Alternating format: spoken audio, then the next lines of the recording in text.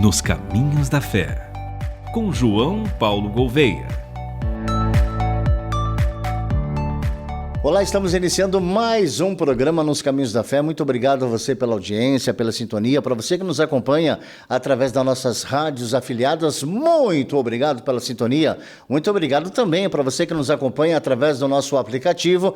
Por falar em aplicativo, você já baixou o aplicativo da RTM Brasil? Ainda não? Então você vai na sua loja virtual, tanto para iOS quanto para o sistema Android, e vai procurar RTM Brasil Rádio Transmundial. Vai baixar o aplicativo gratuitamente, vai ter a rádio 365 dias por ano, 24 horas por dia, tem sinal de internet, tem a programação da Rádio Transmundial. Estamos chegando para mais um encontro Nos Caminhos da Fé e comigo, João Paulo Gouveia e também Michele Gomes. Como eu sou um cavalheiro, eu quero começar com a Michele Gomes. Boa tarde, dona da mansão, seja bem-vinda mais uma vez. Oi, Cacá, boa tarde pastor. Dona da mansão é ótimo.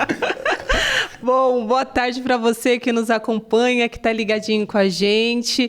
E a gente, nesta semana tão especial, na terça-feira tivemos a oportunidade de receber o pastor Clayton, que falou sobre os estudos do Novo Testamento. Hoje a gente recebe uma convidada muito especial, que tem uma relação muito próxima com o pastor Clayton. É muito legal isso. Só um pouquinho. Quase não percebi. Para falar sobre os estudos do Antigo Testamento, né? São tantos livros importantes.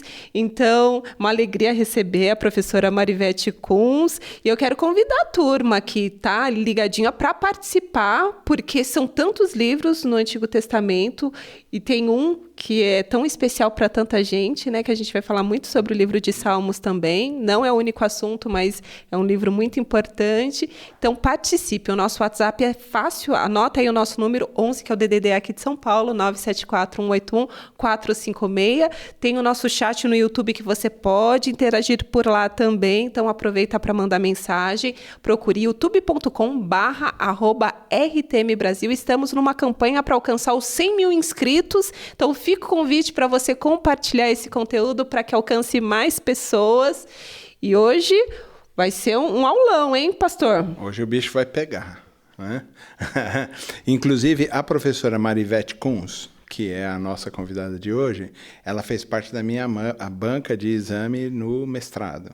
Não foi só a do exame, mas foi também a do... Antes do pré, né? Do projeto, né, professora? Seja bem-vinda.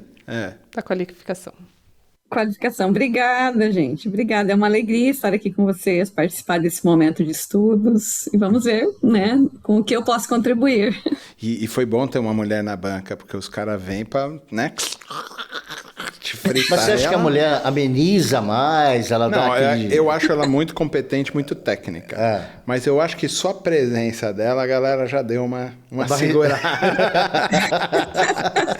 Eu acho que você ficou me usando aí na sua banca. Eu não indiquei ninguém, caiu todo mundo. Mas foi muito bom. Tô brincando. Mas foi um prazer poder ter a senhora lá. Ele sabe que na banca os professores realmente falam o que tem que falar. Chegam junto mesmo. E hoje nós vamos falar sobre o que, JP? Não, então, a professora, é isso que a gente queria conversar com ela. A gente conversou na terça-feira com o professor Clayton, e ele falou sobre o grupo de estudo, né, de estudos no Novo Testamento, que culminou no livro... Sim, Contra a Cultura do Reino. Contra a Cultura do Reino. E a professora também montou um grupo de estudo, agora nos estudos do Antigo Testamento, focado nos Salmos. Mas a gente vai, nesse primeiro momento... falar sobre exatamente esses desafios, professor. Eu queria ouvir da senhora da onde surgiu a ideia de montar um grupo, e é um grupo seleto, eu sei que está lá, a senhora escolheu a dedo cada um dos participantes que estão lá, mas como é que surgiu essa ideia de montar um grupo de pesquisas no Antigo Testamento e depois fazer com que esse grupo escrevesse, né? Essa é a parte mais difícil. Então, boa tarde a todos aí, é uma alegria estar aqui nesse momento com vocês. E, assim, qual é a ideia, como que surgiu, né, a ideia do grupo de estudos no livro de Salmos? A gente já tem aí estado atuando na academia, na Fabapar desde 2012, mas eu tenho atuado na área do Antigo Testamento desde 2021. Então, nesse processo todo, a gente percebe assim que o livro de Salmos é um livro muito querido, né? É um livro que está no coração do povo como um todo.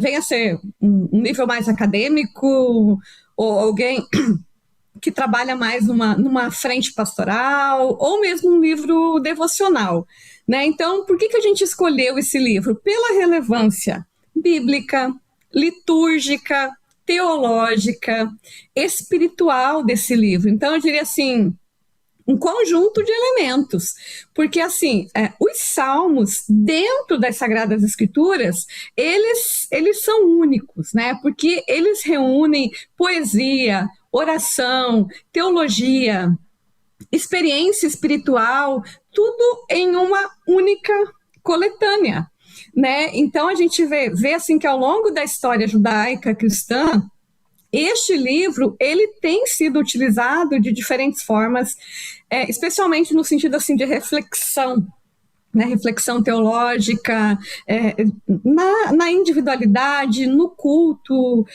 naquele convívio comunitário. Então, assim, é um livro diferenciado. E a gente percebeu nessa caminhada, assim, que dentro desse estudo seria interessante, eu não diria que carece, mas que seria interessante uma ferramenta que viesse a integrar os elementos que a gente está propondo nessa análise dos salmos, né? Então a gente tem muito material bom na questão de estudo de salmos, mas a ideia é a gente agregar, né, integrar alguns elementos em um único volume. Então a necessidade desse material integrador, eu diria assim, dentro desse equilíbrio que a gente tem tentado buscar. Então, a ideia surgiu basicamente disso, né? Começamos a pensar, orar, e aí o projeto foi surgindo. Tem um desafio que eu participei também do estudos do Novo Testamento. E a gente tinha lá uma quantidade de caracteres, né? As laudas que precisam ter para entrar lá. Quando o pastor Clayton fez a conta do que vai dar os salmos, vão dar 1000 páginas. Como é que a gente vai pôr tudo isso dentro de um livro só? Vai ser em fascículos? Como é que vocês estão pensando isso, professor? Então, ainda estamos avaliando se vamos fazer um volume único, né? Ou se faremos mais de um volume. Mas a ideia é que o conjunto todo, cada um dos textos não ultrapasse 10.000 caracteres. Equivalente aí a mais ou menos umas 6, 7 páginas de conteúdo, né? Dentro, então, daquelas partes que a gente está solicitando do trabalho em si, que é uma visão geral de cada salmo, porque os salmos, assim, talvez tenha um salmo que a gente consiga, por exemplo, identificar o contexto histórico. Outro já é difícil. Então, cada salmo tem a sua particularidade em termos de elemento, de visão geral que a gente pode apresentar para o leitor, ou mesmo para aquele acadêmico que está estudando aquela unidade. E aí, elementos exegéticos, todos eles vão ter coisas legais, vão ter surpresas. Eu estou esperando muita coisa boa nessa parte dos elementos exegéticos. E subsídios litúrgicos, que é então onde a gente vai trazer isso para a prática. Então, veja, a ideia é a gente juntar esse elemento acadêmico, que envolve os elementos exegéticos, que é muito importante para a gente, assim, encontrar a profundidade mesmo do texto, sabe? Aquela coisa que talvez, numa leitura, a partir da nossa tradução, a gente não consiga enxergar. Então, cavocar um pouquinho mais desse aspecto acadêmico. Por isso, todos do grupo, na realidade, já tem uma caminhada acadêmica, tem formação, né, todos os participantes, mas também trazer isso para a nossa prática. Seja no aspecto, assim, de vida espiritual, ou mesmo lá, para quem está na ponta, num trabalho pastoral. Então, a gente juntar isso, né? Então, a ideia aí, 6, 7 laudas por unidade, e vamos passar aí, acho que um pouquinho de 1.000 páginas. Talvez a gente... Professora, antes que eles perguntem, né? Eles estão aqui ansiosos para fazer perguntas, tirando o celular do Celular não, o relógio, não é nem o celular. Eles estão ansiosos para fazer pergunta, mas ainda dentro do grupo de estudo, a gente tem uma coisa muito heterodoxa, né, nas pessoas. As pessoas são muito diferentes que estão lá. Tem gente muito mais técnica, tem gente muito mais pastoral, tem gente que vai ler o texto e mesmo que coloque elementos exegéticos, uma pesquisa mais acadêmica, ainda vai trazer uma coisa assim muito da vida pastoral e tudo mais. Como conciliar esses mundos, né? Como orientar esses mundos para que eles também não se percam aí, não fiquem batendo cabeça? Porque se você pegar, por exemplo, os salmos dos degraus, né? Do Salmo 121, 133, esses salmos que são de subida, da liturgia de subida para Jerusalém, para as grandes festas. Se o meu salmo, né, que eu estou escalado para escrever, for depois do seu, eu tenho que levar o seu em consideração. Mas se um é bem acadêmico, outro é bem pastoral, como é que a gente faz para construir essa comunicação entre pessoas tão diferentes? Então, eu acho que quando a gente fala em escrita de um material, a gente tem elementos que eles vão ser assim comuns a todo pesquisador.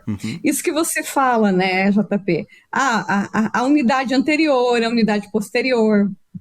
Obviamente que naquela parte inicial, por isso que a gente vai ter uma parte, ou o início do descritivo, nessa pesquisa é a visão geral. Na visão geral, você vai considerar os elementos ou a unidade anterior e posterior, você não vai ficar lendo só a sua unidade. Claro. Né? Então, o pessoal, como é acadêmico, já tem essa percepção, diríamos assim.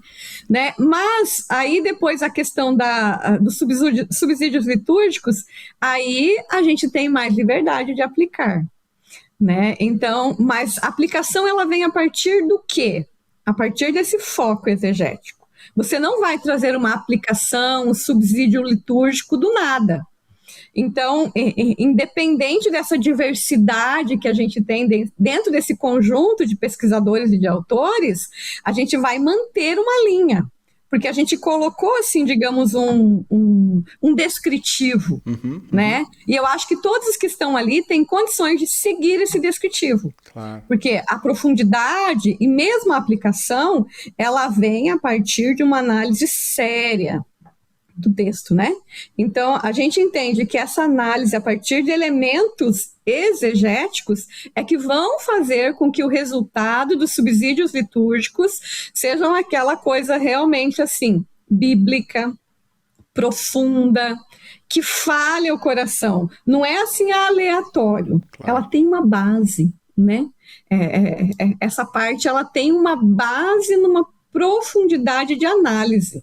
Então, eu acho que dá para manter, sim, mesmo que a gente tenha um grupo grande, né? São 30 autores de diferentes denominações, né? Não são todos batistas, nós temos assembleianos, temos de outros grupos aí, de vários locais, temos pesquisadores também de fora, né? De outros países, mas todos vão seguir essa métrica, diríamos assim, que é o que realmente a gente crê que vai dar esse equilíbrio e essa riqueza no material.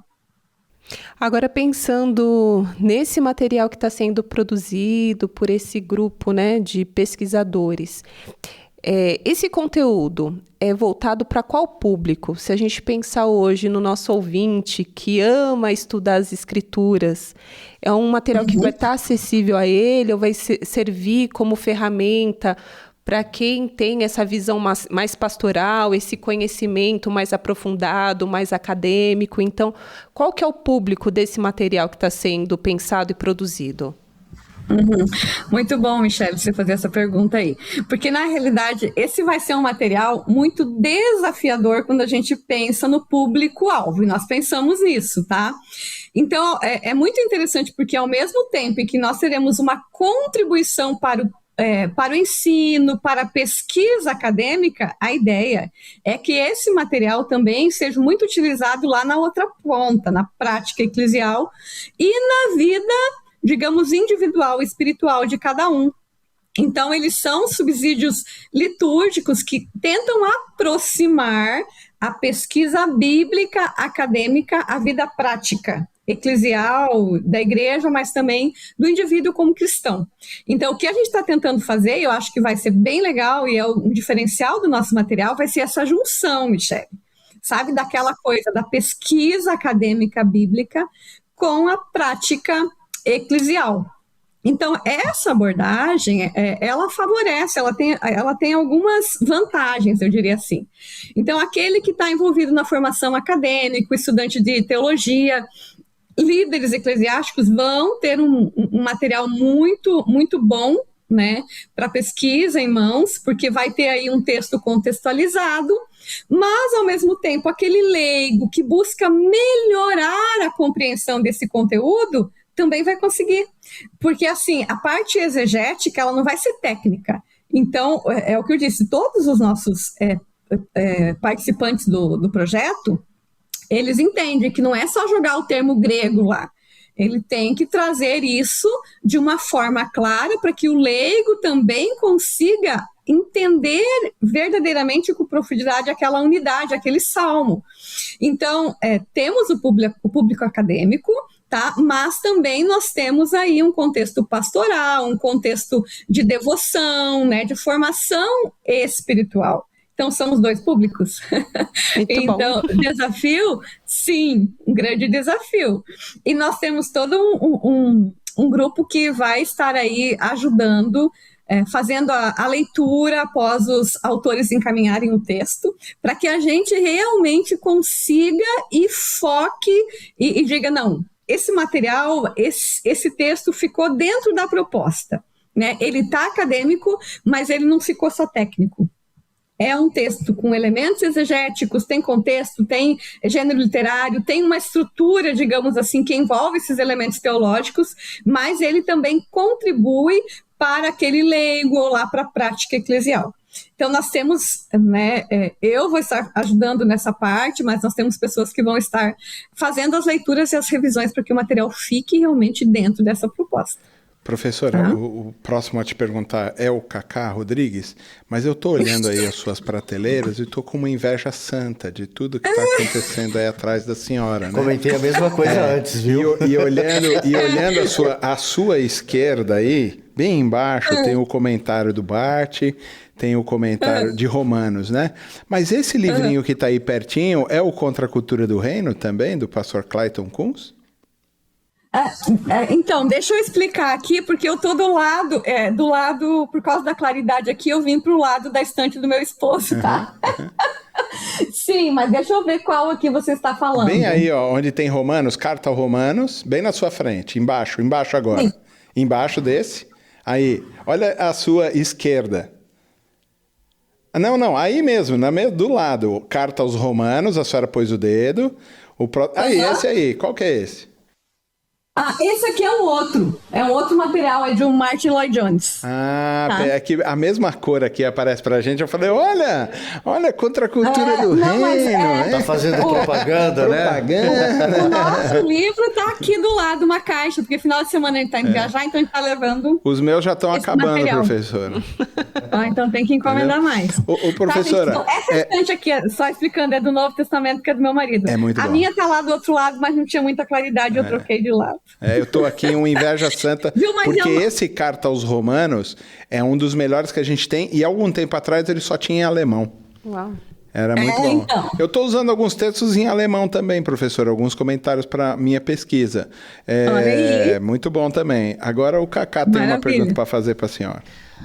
Marivete, a gente sempre que acompanha esses estudos, principalmente Salmos, Provérbios, eu ouço muito, Marivete, o seguinte, isso aí foi escrito há tantos anos atrás, era uma outra cultura, era uma outra situação. A gente consegue aplicar esses ensinamentos nos dias atuais? Porque é uma pergunta, Marivete, que eu recebo muito. Cacá, mas o que você está falando, isso aí aconteceu há milhares de anos atrás. A gente consegue aplicar no nosso dia a dia em 2026, Marivete? Então, isso é muito interessante, principalmente quando a gente fala de Antigo Testamento, porque as pessoas pensam assim, é Antigo Testamento, é ultrapassado. É velho, não serve para mais nada. Mas é incrível. é incrível quando a gente lê os textos bíblicos e a gente vê como isso não fica obsoleto, como isso permanece contemporâneo. E eu diria assim, ó, tem alguns textos do Antigo Testamento que têm uma riqueza única. Estamos falando aqui de Salmos, mas se pensarmos na literatura poética, né? Eu amo literatura poética. Pega o livro, por exemplo, de Cântico dos Cânticos, né? O JP foi meu aluno, não sei se você estava na minha aula de Cântico dos Cânticos, né, JP? Mas vejam a riqueza desse livro. Um livro que trabalha, assim, uma temática, trazendo isso para a contemporaneidade, né? Como aplicar. Um assunto que hoje é tão banalizado. E a gente olha Cântico dos Cânticos numa riqueza de fala, numa beleza de escrito, numa pureza, mostrando assim a valorização do amor entre um casal de namorados, né, de uma forma tão bela. Então veja, como você tem um livro todo tratando de uma temática tão importante para a sociedade atual. Que é tabu, né? Como não trazer e achar difícil que a gente consiga fazer aplicações? Era outra cultura. Claro que a gente vai respeitar, né? E vai falar, e não podemos ignorar a cultura da época. Mas a aplicabilidade, ela permanece. E assim, com uma profundidade muito intensa. Não sei se nós não poderíamos até dizer muito mais intensa do que naquele período. Tá? Porque a gente vê que a sociedade, em muitos aspectos, assim, sofreu tanto que a Bíblia, assim, independente se é Antigo, se é Novo Testamento, permanece extremamente relevante. Né? Eu citei aqui um livro, né, Cântico dos Cânticos, que ele é todo em cima de uma temática, né, e que a gente vê a beleza do amor, né, o valor do amor monogâmico, né, a questão do uso de palavras, o respeito em ouvir, o respeito na forma de procurar aquele a quem nós estamos, então, apaixonados. Então, muitos elementos, Cacá, que a gente pode, assim, aplicar. Em todos eles não há dificuldade alguma. E, claro, a gente não pode ignorar a cultura, é importante a gente dar uma pesquisadinha, por que foi assim, como era a cultura da época, o que tem de similaridade, o que tem de diferença, né? Quando a gente olha as culturas do Oriente Próximo, Oriente Antigo, a gente vê assim, questão de hospitalidade, respeito com o visitante, respeito com o estrangeiro, respeito com viúva, respeito com órfão, respeito com as leis da sociedade, respeito com liderança. Então não tem como a gente dizer assim, Antigo Testamento não dá para aplicar. Eu diria assim, é doideira. Quem olha para o texto e diz assim, isso é velho, é ultrapassado, o texto do Antigo Testamento, né? E não podemos aplicá-lo. Então está perdendo muito quem olha o texto e pensa dessa forma. Claro, no Novo Testamento nós temos Jesus, né? Tem o próprio Cristo, mas ele embasou muito, ou a fala dele tinha por base os elementos do Antigo Testamento, né? Jesus, você pega Paulo, você pega a igreja primitiva, qual era a base do ensino? Era o antigo. Né, era antigo. Eu costumo dizer que, por vezes, essa expressão, né, o termo antigo, meio que desmerece essa parte das escrituras, porque muitos têm aquela concepção de que é velho, é antigo, está ultrapassado. Né? Então, essa expressão que a gente usa, Antigo Testamento, por vezes, ela prejudica a forma como nós olhamos o texto sagrado, que é igual, né, que é palavra de Deus por igual, né, assim como o novo. Então, eu bato muito nessa tecla. Tudo é palavra de Deus. Pronto, né? Se o Novo Testamento tem aplicações, o Antigo tem e como tem. A gente olha desde o Pentateuco, que é aquela parte mais de leis, e as pessoas, é lei. Aí você começa a olhar as leis, por exemplo, e você vê como as leis, elas eram importantes, porque mostravam o amor de Deus, o cuidado de Deus com o povo. Aí você pega um monte de leis lá que falam de saúde. Para que tudo isso, né? Você começa a ler aquelas leis por exemplo, que falam do mofo. Que doideira, por que essas leis aqui? Aí você vai olhar na época, não tinham hospitais, não tinham médicos.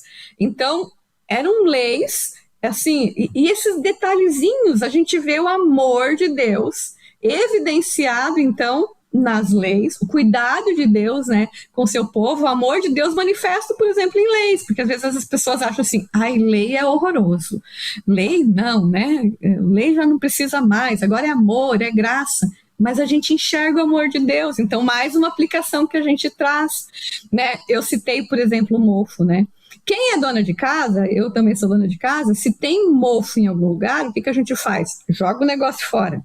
Porque não tem, aquilo contamina, se você respirar, é extremamente tóxico. Então, assim, tem muita coisa, Cacá, muita coisa. E tudo é palavra de Deus, tudo é palavra de Deus. E eu creio que essa fala é tão necessária e importante, porque a gente ainda vê muitas pessoas que fazem uma certa diferença, né, em relação ao Antigo e o Novo Testamento, como se existissem dois deuses, né? O Deus do Novo Testamento, que é um Deus misericordioso, um Deus amoroso, e Deus do Antigo Testamento, daí justo. De guerra, de punição. Eu já ouvi tantas vezes isso, como se Deus, né, mudasse. Antigamente ele era um Deus malvado, cruel, que queria castigar os seus, né, suas criaturas, e aí o Deus do Novo Testamento, Jesus, é esse Deus misericordioso e da graça. Como é importante realmente as pessoas lerem, né, entenderem a história como um todo, porque eu vejo que muitas vezes a Bíblia, ela está muito segmentada, as pessoas não conhecem o livro inteiro e vão conhecem versículos e trechos e são usados de acordo com o interesse de cada um e não tem uma noção, né, da história completa da redenção, não entendem a importância do Antigo Testamento. Eu queria saber como que na academia, no caso, as pessoas que vão estudar a Bíblia, como que você vê, né, essa descoberta de entender o significado de cada texto do Antigo Testamento e todos esses detalhes, essas características que são tão importantes. É muito interessante isso que você traz, Michele, porque realmente na concepção assim geral é que o Antigo Testamento, ou no Antigo Testamento, há um Deus de ira, há um Deus que julga. Mas você começa lendo desde o início, desde o Pentateuco, você vê a misericórdia, a graça, superabundante graça de Deus, né? Mesmo com Adão e Eva, né? Ali a gente já vê o povo no Egito, a forma como Deus vai conduzindo a história, a forma como Deus preserva, a forma como Deus multiplica, a forma como Deus usa um personagem, pegar Moisés, depois Josué, como Deus vai assim preservando e como Deus vai fazendo os milagres no Antigo Testamento. Eu acho assim muito complicado quando as pessoas leem o Antigo Testamento e focam só naquela questão, Deus é um Deus de ira, um Deus de julgamento, né? As pessoas esquecem que tudo na vida tem consequências, que as nossas escolhas têm consequências. E apesar, por exemplo, você pega o livro de Números, né? Números é murmuração do início ao fim. E Deus manifesta a graça o tempo todo, né? Então, se Deus fosse um Deus apenas um Deus de ira, o povo todo havia sido consumido, né? Mas Deus manifesta a graça para com o povo de Israel e para com outras nações o tempo todo. Você pega logo em Josué, no início, né, o texto aí de Raabe, que é tão conhecido. Enfim, toda a história de Israel, a gente vê o amor manifesto de Deus. Nós falamos a questão dos profetas, né? Deus mandando o recado, mandando mensageiros. Quantos profetas, gente? Profetas literários, profetas não literários, Deus usando indivíduos para tentar colocar no caminho, para abençoar, para trazer vida, né, para trazer bênçãos, e o povo faz suas escolhas. Então chega um momento que não é nem questão de julgamento de Deus, é consequência natural das escolhas que o povo fez. Então, assim, a partir do momento, você falou dessa questão de olhar a Bíblia, ou ler a Bíblia de forma seccionada, fracionada. A partir do momento que as pessoas começam a ler a Bíblia, e eu gosto muito de ler a Bíblia pensando na própria história do povo de Israel, e aí eu amo o livro livro do pastor Antônio Renato Russo, né? Nosso querido pastor, que até pedimos oração, né? Ele está passando por um momento difícil de saúde. Olha, Tá saindo, ele foi meu procedimento. Fez um procedimento e está se recuperando, então quem lembrar, ore por ele. Mas eu amo ler a Bíblia e sempre oriento, peguem um livro de história de Israel junto. Então você vai entendendo, você consegue ver o agir de Deus, você consegue entender o que o povo fez, o que o povo não fez, o caminho que o povo deveria ter trilhado e não trilhou, e aí você consegue enxergar a graça, o amor e misericórdia de Deus. Né? Você pega, por exemplo, literatura profética, é idolatria o tempo todo, é rejeição a Deus o tempo todo, e Deus mais uma vez manda um profeta e manda outro profeta, né? E tem misericórdia, e aí as pessoas dizem que Deus é um Deus de ira. Aí eu fico, como um Deus de ira? Né? Como? Então, quando você lê o texto amparado pela própria história, Michele, essa visão muda. Essa visão desse Deus que julga, desse Deus que é um Deus de ira, ela transforma-se. Acho que um dos nossos grandes problemas é ler o texto de forma fracionada, seccionada, enfim, em pedaços. Enviesada e qualquer coisa assim, né? A gente está indo para o intervalo, professora, e no próximo bloco, quando a gente voltar, eu queria que a gente falasse um pouco sobre o livro de Salmos e a estrutura dele. A gente tem elementos exegéticos não só nos termos que são usados, mas também na estrutura poética deles e as divisões, os 3 livros, os grupos que são colocados, salmos de romagem, salmos imprecatórios, que são grupos que a gente estuda ele, né, nesse processo. Quando a gente voltar do intervalo, então, eu queria começar falando sobre a questão da estrutura poética. Como é que é a poesia hebraica, se ela parece com a nossa ou não. Tá bom, professora? Ok. E você participa conosco através do nosso WhatsApp 11 974 181 456 e também através do nosso do Instagram, né, Michele? Tem chat no YouTube. Tem o chat no YouTube também, vamos lá. Nosso chat é youtube.com/RTM Brasil. Você pode deixar uma mensagem lá no nosso chat, vai ser muito bom ter a sua interação. E tem as nossas redes sociais, como o Cacá bem lembrou. No nosso Instagram você encontra bastidores do que acontece aqui na rádio, sempre tem novidade. Siga a gente também nas redes sociais, no Instagram é @RTM Brasil, tem o nosso Facebook, Rádio Transmundial Oficial, são vários meios para você ficar por dentro do que acontece aqui na RTM. Então a gente vai para o rápido intervalo e a gente volta já já. Nos Caminhos da Fé, com João Paulo Gouveia.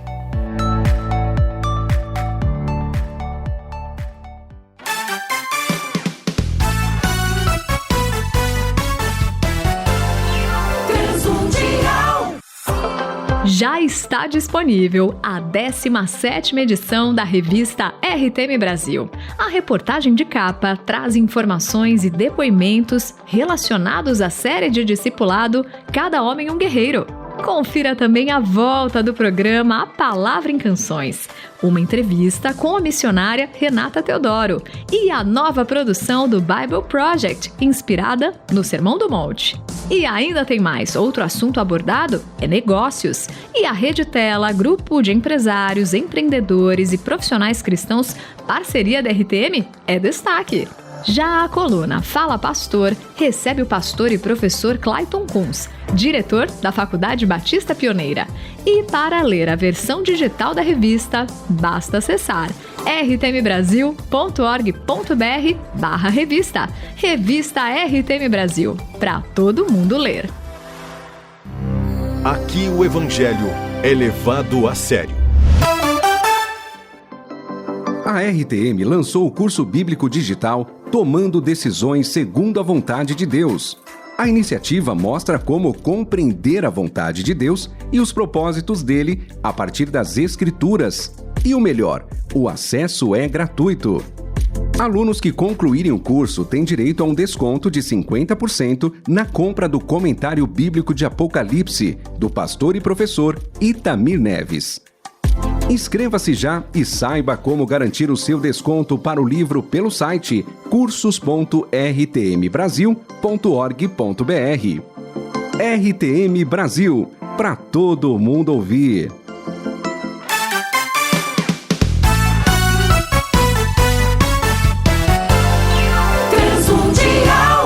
programa Mais Professores valoriza quem tem um papel central na formação dos brasileiros, o professor. São iniciativas como a Carteira Nacional Docente do Brasil e uma prova nacional, que é a porta de entrada para o serviço público. Tem também um portal cheio de oportunidades, além de apoio financeiro a estudantes que escolherem cursos superiores que formam educadores. Com Mais Professores, estamos valorizando quem está ao lado da educação, dos professores e do povo brasileiro. Saiba mais em gov.br/MEC. Ministério da Educação, Governo do Brasil.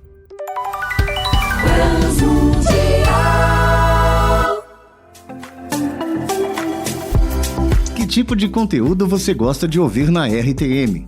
A nossa equipe quer te ouvir. Você quer ouvir mais estudos bíblicos, entrevistas, músicas ou minicursos? Conta pra gente! Tudo que a RTM produz é pensado e planejado para você. RTM Brasil, para todo mundo ouvir.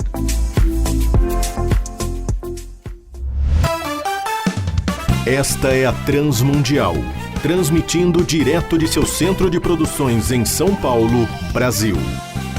Ouça ou assista nossa programação em www.rtmbrasil.org.br. Transmundial, para todo mundo ouvir. Nos Caminhos da Fé, com João Paulo Gouveia.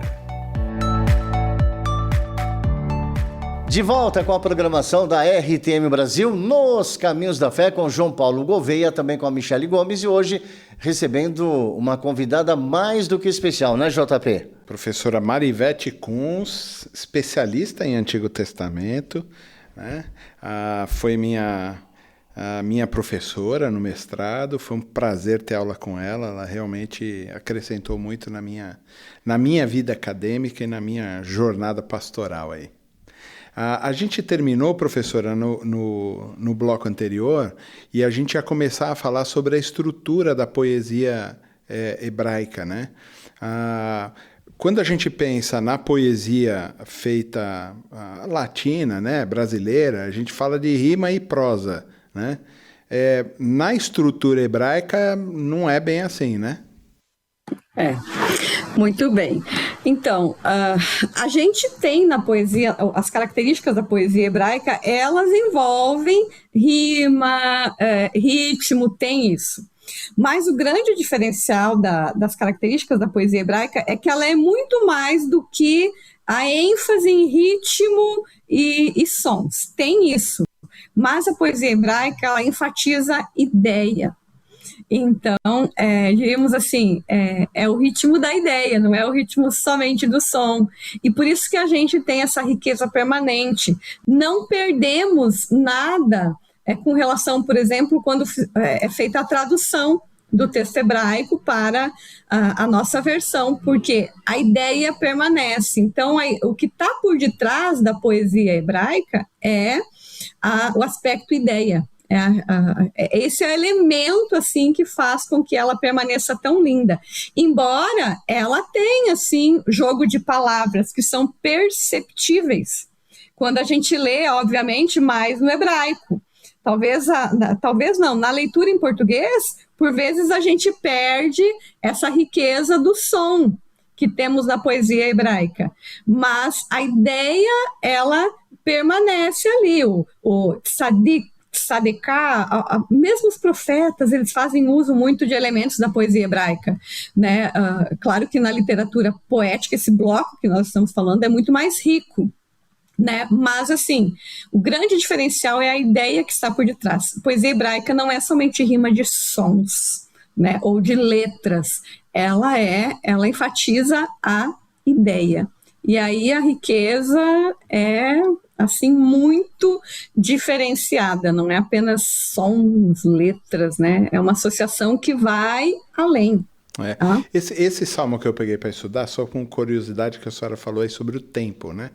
É um salmo que está dividido em 3x3. E é exatamente o ritmo da introdução no santuário. E quando a gente lê isso no hebraico, começa a ver que ela está toda assim, tá, tá, tá, tá, tá, tá, tá, tá, tá, tá, tá, tá. E eu assisti um filme ultimamente que eles faziam exatamente isso, né? O filme a gente falou no Pipoca de Graça, que é o Jesus Christ Superstars, e a gente até comentou com o Vavá Rodrigues, falando sobre tempo. E aí ele falou assim, então, porque eles têm uma hora que eles pegam Jesus e eles estão entrando no santuário, né, lá na coisa toda. E eles usam exatamente a métrica 3x3 na música que eles estão colocando. Aí eu falei assim, nossa, coincidência, né? Eu falei para ele, estou estudando exatamente esse salmo e o salmo está falando sobre essa entrada litúrgica, ele está no contratempo, no tempo de 3x3 e não sei o que lá e tal, e aparece isso no filme. Ele fala, nossa, eu não sabia disso, isso é muito louco, o Vavá falando. E é tão maravilhoso ver o texto no seu original, porque a gente começa a perceber essas coisas, e são essas coisas que vão dar elementos para a nossa interpretação. Né, professor? Exatamente. Então, o quanto é importante perceber isso no texto, né? E eu gostaria de acrescentar também, JP e professora, que é o seguinte, eu tenho o hábito de, quando eu leio a Bíblia, através do meu celular, eu tenho a oportunidade de ver versões. E tem uma das versões da Bíblia que eu leio que traz strong, então traz o significado da palavra. E muitas vezes, quando traduz para o português, às vezes o significado ele tem várias opções.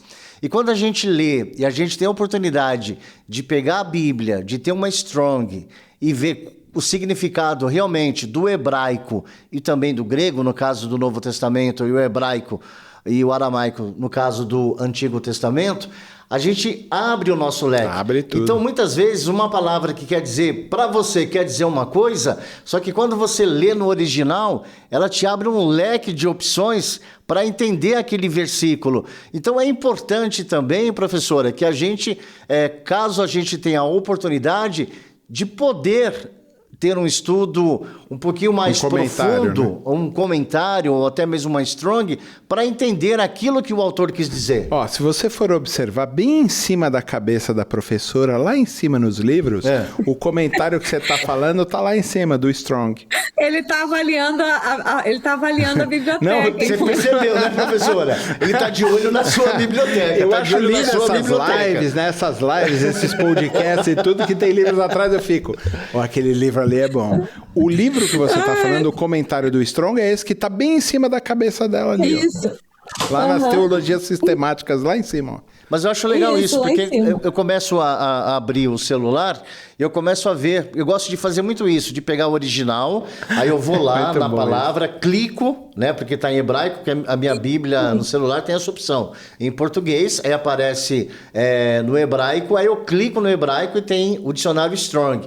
Aí eu falo, gente do céu, às vezes isso aí me abre uma mente de certa forma. Eu vou ainda te levar para um lugar antes da professora falar. Quando você pega lá no Gênesis... É interessante. O pastor Renato, ele sempre fala assim, quando os alunos perguntam para mim qual é a melhor versão, ele diz todas as versões são boas. Porque você tem este elemento, Cacá. Não tem jeito. A equipe que fez a tradução teve que optar por um termo. Só que lá no original tem vários. Então, se você tem essa possibilidade de dar uma espiadinha, e hoje a gente tem ferramentas, muitas ferramentas à disposição. Né? É a melhor coisa. É a melhor coisa, porque você percebe as diferentes possibilidades e o que você falou, né? Como abre um leque. Verdade. Como a gente consegue ter um conhecimento diferenciado daquele texto. Então, assim, se você puder comparar versões, ir para o original, tudo isso acresce, né? Tudo isso acresce. A gente tem no Porque Gênesis, senão a gente fica limitado, né? Quando fala lá do homem e da mulher, então Deus fez o homem dormir e tal, soprou nas narinas dele, né? Lá a palavra é ish, que é homem, né? E aí ele fala assim, então chamou a mulher de mulher, né? O Adão dá o nome da mulher de mulher. A palavra é isha. É o homem fêmea. Esse aqui é carne da minha carne, dos meus ossos, é o homem fêmea. Aí você fala assim, como assim? Porque isso é importante da gente saber, que ele está falando que eles são iguais em dignidade, Exatamente. iguais, substancialmente iguais e tudo mais. E quando você fala assim, esse aqui é o Ish e aquele lá é o Ishishá. Esse é o homem e esse é o homem fêmea. Aí você falou, é a mesma coisa os dois? É a mesma coisa os dois, eles se complementam. Essa riqueza que o aramaico e o hebraico traz, a palavra no original, é que explode a cabeça. Exatamente, né? Muda tudo, a sua maneira de pensar e até mesmo de entender a Bíblia. E a senhora estudiosa assim tem explodido a cabeça muitas vezes, né, professor? Então, é muito bom, né? É muito bom. E até voltando ao nosso material, eu tenho a expectativa que na análise dos elementos exegéticos, em cada unidade dos Salmos, muito disso vai vir à tona. Muito bom. Porque você vai focar, ou os autores vão focar nos principais elementos, ou nas principais palavras, para daí, então, mostrar o que a gente tem e qual a riqueza de alguns termos que, por vezes, está escondidinho, só na leitura a gente não enxerga, né? Então, eu estou muito na expectativa que isso, né, vai estar aí presente. Na verdade, eu estou certa que isso vai acontecer no nosso material. Tá? Mas isso que você traz, JP, essa questão, tu usou um exemplo de um termo, né? É complementaridade. É isso mesmo. Né? Agora eu tenho uma pergunta mais pessoal. Pela sua experiência, né, nessa área, de estudar profundamente o Antigo Testamento, tendo essas ferramentas que trazem uma visão muito mais ampla sobre o significado, né, de alguns trechos para um leigo comum que ainda não tem esse conhecimento da cultura, como isso também ajuda a entender várias passagens. Teria alguma experiência que você poderia compartilhar com a gente nessa busca, nesse estudo, que fez você entender um conceito, uma verdade, um valor que antes, quando você estava no início da sua jornada, você achava uma coisa e Deus se revelou por meio, né, dessa busca, dessa pesquisa mais aprofundada para entender as Escrituras de uma maneira tão profunda? Então, a gente acaba que como cristãos, né? Como cristã, a gente tem muitas experiências com Deus. Eu não sei se eu pontuaria assim uma, Michele, mas eu vejo assim, desde que eu comecei a minha caminhada cristã, a partir do momento em que eu comecei a ler o texto bíblico, eu fiquei assim maravilhada da forma como eu conseguia entender a Deus. Isso é uma coisa muito assim individual, da espiritualidade de cada um. Então nós temos esse aspecto da busca, da devoção pessoal e da gente conseguir entender a voz de Deus sem explicá-la. Isso é um elemento que é maravilhoso, né? A gente encontrar Deus dessa forma, sou eu e Deus, nós e eu entendi, eu tenho clareza, os outros vão te chamar de louco, mas é a tua experiência com Deus, então esse acho que é um aspecto. Mas eu acho assim, a partir do momento em que você se propõe, ou propõe-se, eu vou estudar porque eu quero aprender mais do Senhor, a gente começa a ter clareza de alguns elementos que outrora talvez não tínhamos, né? Eu consigo olhar para algumas coisas de forma diferente, eu consigo olhar para o próximo e enxergar coisas que outrora eu não enxergava. Eu começo a valorizar, por exemplo, o ser humano de uma forma diferente, aquele que está próximo a mim, em função da profundidade com que eu me dedico a estudar a palavra. Nós estamos falando aqui da literatura poética, dos salmos. Quando eu estudo, por exemplo, a literatura poética, o que a gente tira de entendimento na questão de, como é que eu poderia dizer, na questão de prática do dia a dia, é incrível. Então, só numa leitura corrida eu não perceberia, mas a partir do momento em que eu me proponho a estudar e que eu entendo, por exemplo, que literatura poética tinha um grupo, um conjunto de pessoas que são chamadas os sábios, né? O JP deve lembrar que eu falo muito isso nas minhas aulas, pessoas que naquela época estudavam, contemplavam a natureza e Deus se revelou a elas a partir da natureza. E aí, então, essas pessoas redigiram o texto, eu, por exemplo, começo a olhar para a natureza, para a criação de uma forma diferenciada, né? Eu entendo, por exemplo, que Deus está falando comigo a partir da natureza, que não é simplesmente uma árvore, um animal e tal. Então, eu tenho essa compreensão a partir do quê? A partir de um estudo mais aprofundado. Então, eu quis estudar a literatura profética, e quando eu entendo a forma de revelação de Deus na literatura poética profética, a diferença que tem, aí eu diria assim, aí o leque abre, né? Então, isso é incrível na parte do estudo da palavra, Michele, são esses dois elementos. Então, eu diria assim, se eu tenho experiências, eu penso que cada vez que eu leio um novo livro, né, um livro mais denso, um livro mais fino, eu estou tendo uma experiência, eu estou crescendo e algo está mudando em mim. Tá? Cada vez que eu leio uma opinião de um autor, eu conheço algo novo. Então, isso é uma constante, Michele. A senhora indicou um livro também que era Os Sábios e a Sabedoria, né, no Antigo Testamento, ou no Salmos. Eu até tenho ele aqui, esse aqui. Exatamente, é um livro muito bom também. Né, de ter, assim, então, para se aprofundar. A gente tem muitos materiais assim hoje bons em português, né, que a gente pode se estudar, se aplicar e dedicar-se a estudar, né, enfim. Professora, alguns mais antigos que são riquíssimos. Na composição dos Salmos, as pessoas, muita gente não sabe, mas eles são 3 livros, né? Estão divididos em 3 livros. Então, a gente tem aí, né, JP, algumas divisões, né? E algumas versões trazem e outras não. Tem até o 4º livro, né? A partir do 90 até o 106 aí, se você olhar, algumas versões vão trazer aí do 90 até o 106 a 4ª divisão. Então a divisão depende muito de autor para autor, tá? Mas dentro a gente tem blocos, como você mesmo citou antes, né, JP? Por exemplo, os cânticos de degrau, os salmos de peregrinação. Então a gente tem grupos menores também dentro. Acho que o maior de todos aí dentro dos salmos é esse final aí, que são os salmos de peregrinação. Tá? Mas, para além disso, nós temos divisões maiores dentro do livro de Salmos, tá? Que algumas versões, então, vai apresentar e outras não, tá? Professora, quais divisões é importante a gente prestar atenção, pelo menos na nossa interpretação, para a gente não misturar alhos com bugalhos, né?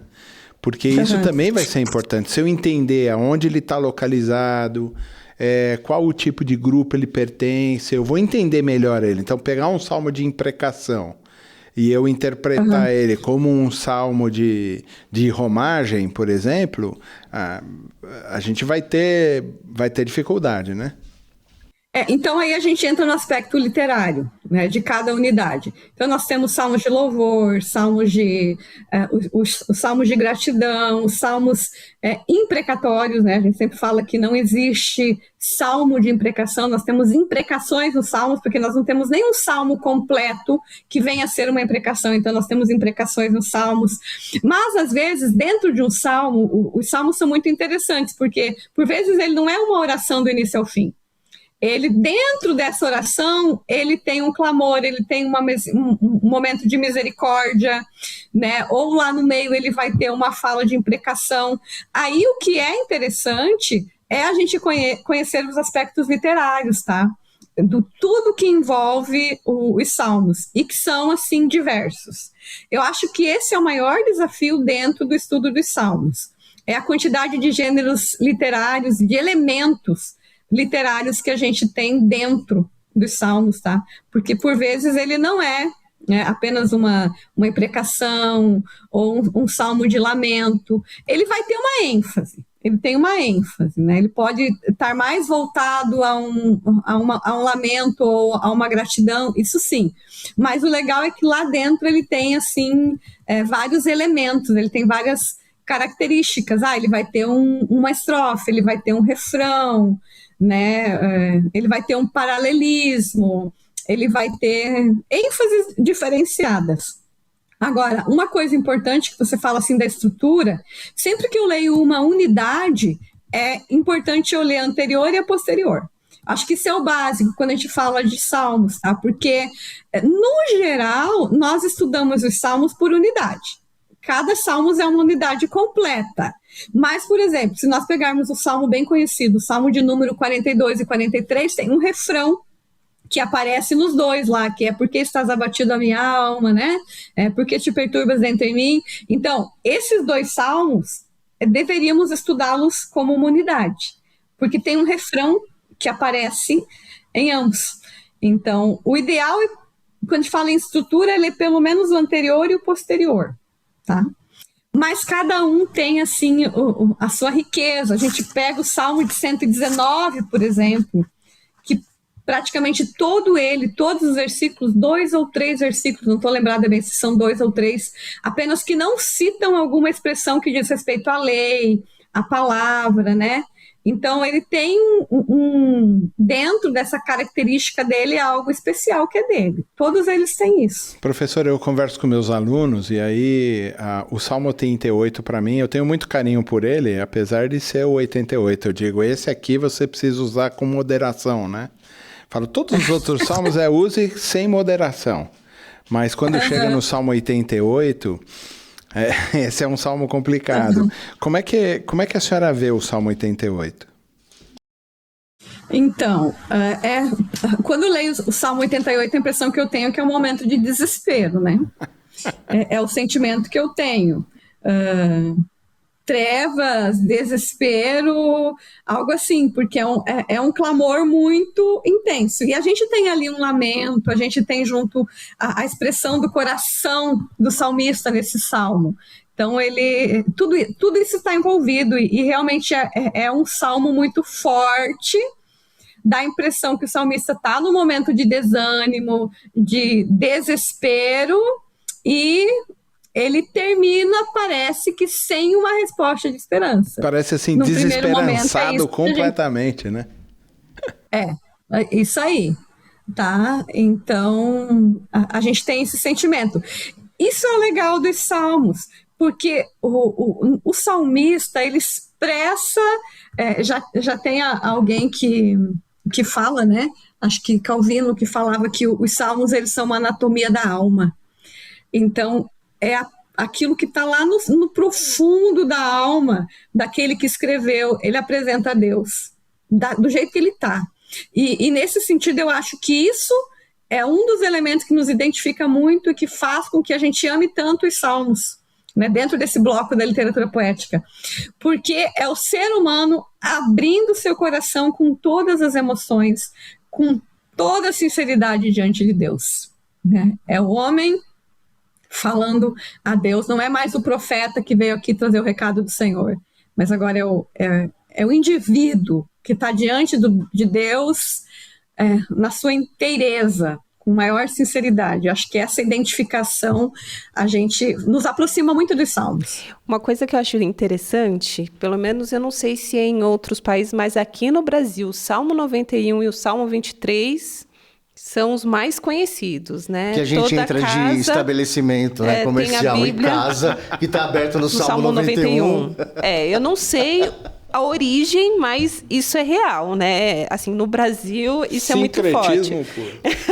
Mas eu queria saber, no seu caso, você tem algum salmo preferido? E outra curiosidade importante, né? Vocês estão numa fase de estudo, a proposta, né, é criar esse livro, produzir esse livro para a academia, também para o leigo que tem interesse em se aprofundar no Antigo Testamento. Mas tem alguma previsão de quando que ele vai estar pronto para as pessoas terem acesso? Tá. Então, vamos lá. 2 perguntas. Eu tenho muitos salmos que eu gosto, Michele. Eu não sei se eu teria um de preferência, mas eu gosto muito do 139, que é um salmo muito conhecido, mas o 136 também eu acho um salmo incrível, tanto pela questão dos elementos literários que ele apresenta, né, que envolvem aí características da poesia hebraica, então eu acho ele muito lindo, e porque ele termina aí sempre a sua fala com a expressão, né, porque o seu amor, dá graças ao Senhor, porque o seu amor dura para sempre. Então, para mim, é um salmo que é muito especial, porque eu não sei tudo que o salmista vivenciou aqui, mas ao final ele tinha essa convicção. O seu amor dura para sempre. Não importa o que está acontecendo, né? O seu amor dura para sempre. Então, Deus que criou os luminares, que fez as estrelas, que tirou Israel do meio deles, enfim, não importa o que, por detrás do seu amor é eterno e dura para sempre. Então, é um salmo muito especial que eu gosto demais, e tem o 139 e tantos outros, tá? Então, essa é a primeira resposta com relação ao texto. E o livro, Michele, a gente gostaria de terminá-lo até final do ano, tá? De lançá-lo aí, final de novembro, no máximo, estar disponível. Vamos com torcer para que tudo dê certo. Tudo vai depender da entrega do material, viu, JP? Com 30 autores? Viu, JP? Ela falou assim, viu, JP? Ela é esperançosa. Mas o JP é aplicado. Ele até já me falou que já está escrevendo primeiro. Pois é, gente, estamos aqui chegando ao final de mais um programa Nos Caminhos da Fé. Ficaríamos aqui muito tempo conversando com a professora, porque é algo que a gente tem sede de aprender, né? Eu, pelo menos, acho que a Michele também, o JP tem um conhecimento muito vasto por ser pastor e estudioso. Eu e a Michele, a gente está engatinhando, né, Mi? Estamos buscando entender mais. A gente está buscando por isso que eu trouxe a professora para falar. E a gente queria muito agradecer a participação da professora Marivete. Muito obrigado. Um grande abraço para a senhora, e quando for lançar o livro, não esqueça da gente, tá bom, professora? Não, geralmente a RTM faz parceria com a Pioneira, né? É isso aí, não, mas a gente lembra sim, pode ficar tranquilo. Mas, gente, gratidão da minha parte por esse momento aqui especial, né, e que Deus abençoe aí a todos, e também o trabalho de vocês, e também orem por esse projeto, que a gente finalize assim dentro da proposta, dentro daquilo que realmente temos programado. Uma alegria, Deus. E eu quero que a senhora seja minha assessora para assuntos aleatórios e mande um abraço para o pastor Clayton, que a senhora conhece. Mande um abraço para ele, tá bom, Marivete? Pode deixar, eu mando sim, uma alegria, tá? JP, que aprendizado hoje, hein? E aí, Mi, aprendeu muito? Opa, aulão mesmo. Ela é fera. Foi maravilhoso. E a gente agradece também a participação do ouvinte, você que acompanhou esse episódio tão especial. Depois compartilha aí com a turma para que outras pessoas também, né, tenham esse interesse de entender mais sobre o Antigo Testamento. E a gente precisa muito da sua ajuda, porque tem um tal de algoritmo que é difícil falar com ele, mas o algoritmo é que nos ajuda a divulgar para o maior número de pessoas. Quanto mais você compartilha, quanto mais você indica, um maior número de pessoas recebe esse vídeo. E muito obrigado a você que acompanhou um pedaço, um pedacinho, um pedação. Lembrando que este vídeo estará disponível no nosso canal do YouTube. Qual o canal, Michele? youtube.com/RTM Brasil. Se inscreva lá e compartilhe. E também no nosso site, Michele. Tem o site também. No nosso site você encontra o áudio. Então busque lá na aba Programas, Nos Caminhos da Fé. Você também pode compartilhar. A turma que gosta de podcast, nós estamos por lá também. Procure Nos Caminhos da Fé, RTM Brasil. Você vai encontrar todos os episódios do programa. Pode maratonar, tem muito conteúdo bom. JP, muito obrigado mais uma vez, um grande abraço. Eu que agradeço pela paciência de vocês com a gente. Obrigado mais uma vez a você pela audiência, pela sintonia. Estaremos de volta com mais um programa Nos Caminhos da Fé. Um grande abraço e muito obrigado. Tchau, gente. Tchau, tchau. Nos Caminhos da Fé, com João Paulo Gouveia.